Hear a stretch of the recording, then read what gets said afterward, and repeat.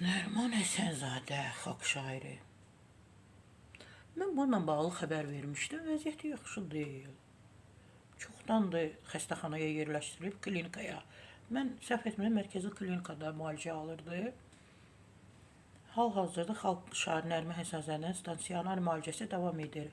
Təbii ki, mən də istinad edirəm. Bakı Poçt xəbər verir ki, bu barədə APARın sorğusuna cavab olaraq mərkəzi klinik xəstəxanada məlumat verilib. Bəli, mən səhv etmirəmsə, bir ay bundan əvvəl bir xəbər yayım etmişdim ki, Nəriman Həsənzadə xalq şairimiz oraya yerləşdirilib.